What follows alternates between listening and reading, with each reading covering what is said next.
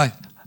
You said in an interview with Sky earlier this week that the team's still in transition. Obviously, you're into your third year. Why exactly is the team still in transition when you have spent the club has spent a lot of money on players? A lot of those players are in your image. A lot of players signed contracts. Why do you think it's still a transitional phase? Because, of course, first season when I came in, I think we had to replace 6, 7 older players like Mata, Matic, Pogba, Lingard. So we started that process. But also this summer, we still had to replace some older players, and we replaced them with many young players, like Sirkzee, like Lenny Yoro, for instance. And that they need time. They need time to get used to the standards of the Premier League, standards of a club as United, especially.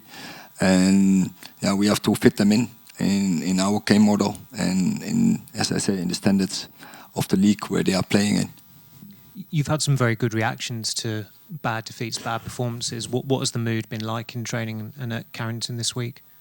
As always, when we are not winning, we are very disappointed, and of course we are mad with ourselves, and especially when you lose a game like Sunday. Also, after all, then when you have to play so long time with 10 players, and then after it's overturned the red card, that gives frustration, because.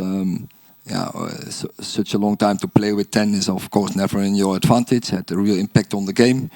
But you have to deal with it. And we are mad, and now from the madness we have to get motivation, and we go into the next game. Hi Erik. When the team is going through a tough time, like you're at the moment, how important is it, in particular tomorrow night, your big players to stand up and show their worth, the likes of the captain Bruno Fernandes, Marcus Rashford, Lisandro Martinez, these key players? How important is it for them to show their leadership qualities and almost drag you out of a hole and get the result you need? That is, everyone has to take responsibility, and that starts with me as a manager, but of course also on the pitch, and the players you mentioned, but or maybe also others who has leadership skills. They have to stand up, and every game for us is important. And every opponent is always 100% motivated. So we have to be ready as a team and as an individual to compete and to fight with them. And there you need some leaders on the pitch who can guide the process in any game. Hi Erik, you said on Sunday after the game that you and the leadership were all in the same boat, on the same page. Have you had any conversations with them since Sunday? Perhaps just encouraging you, to keep going, that everything's fine and you're safe in your job? We talk every day, and we are in a common journey, and we made that agreement in the summer. And we had the discussion, we had the review, we made our decisions, we refreshed and we reset the staff, and I appointed my assistants. I appointed the staff, and but it was, of course, in a common process. But I did this, and we refreshed the squad as well. And we choose to especially to contract young players, and with typical abilities. Abilities also, we know high potentials who can really.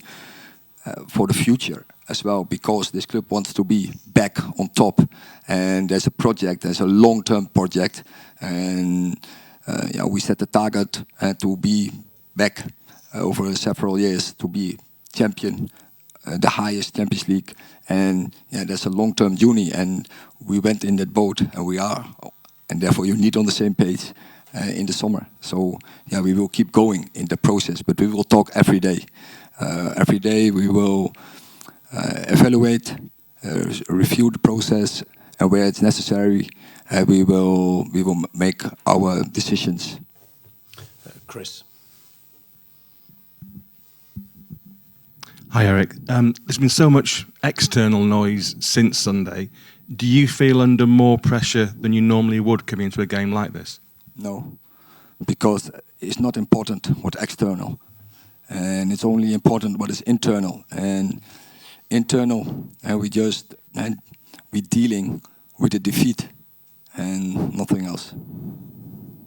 Erik, in those conversations you have with Dan Ashworth and the people in the leadership group, what are they saying to you to give you kind of confidence going forward?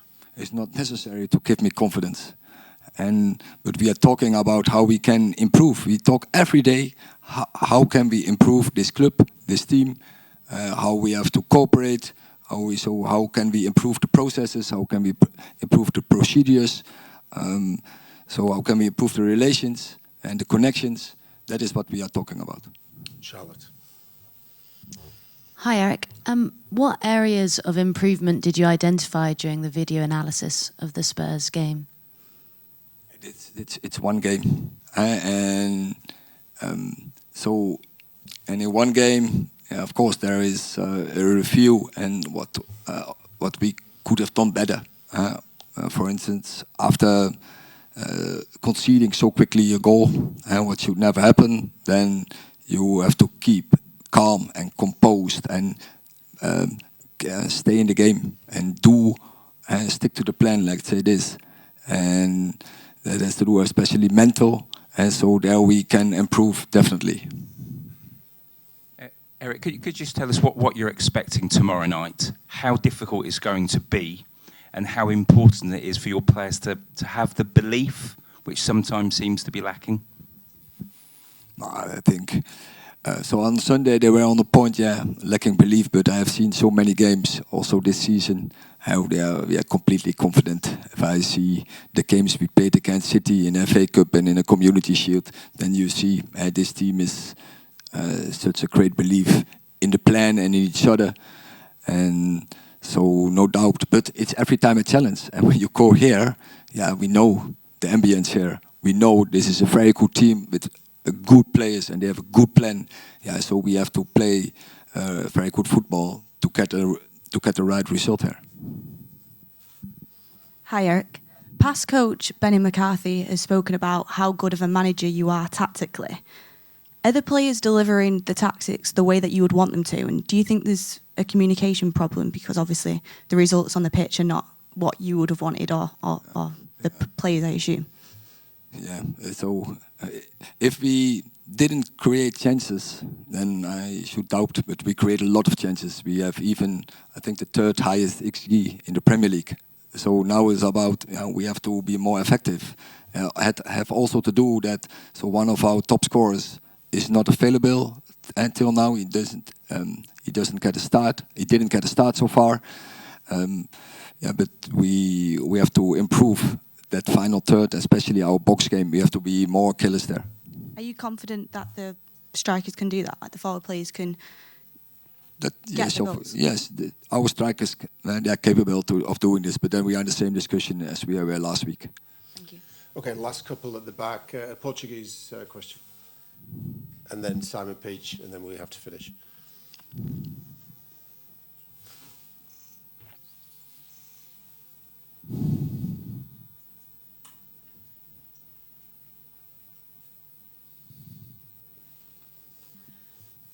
Boa noite, Sr. Ten Hag. Eduardo Pestana, RTP. Aqui, falando do Futebol Clube do Porto, saiu o Sérgio Conceição, foi treinador do Porto durante 7 anos, entrou o Vítor Bruno. Que adversário espera amanhã neste jogo importante, quer para a sua equipa, quer para a equipa do Futebol Clube do Porto? Yes, of course we analyzed it and we know he was a long time, he was the assistant and now he is in charge.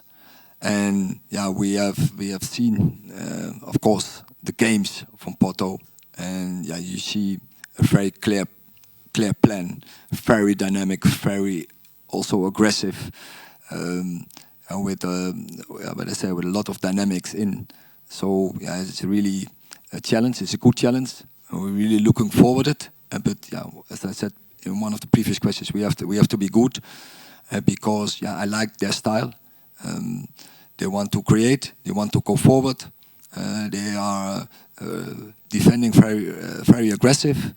So we have to play very good against them to get a result. Last question, Simon. Hi, Erik. Mason Mount's obviously not here. What is the severity of his injury, and are you able to give an update on when the left back's going to be back available for you? Yeah, so he had that head injury, and also he picked up a knock, and that are the two reasons why he's not available for tomorrow. And then on the left back, they are improving, but I don't expect them back for the international break. But we hope that Luke Shaw can return after the international break quickly. I don't know if it's the first game we're hoping for. So I can't in this moment. I can't tell this with 100% security. But yeah, then we have from now on we have 2.5 weeks to work to that point. But then shortly, definitely after, he will be there. And Tyrone Malacia makes very good progress on the pitch, and he has to make now the step to full team training.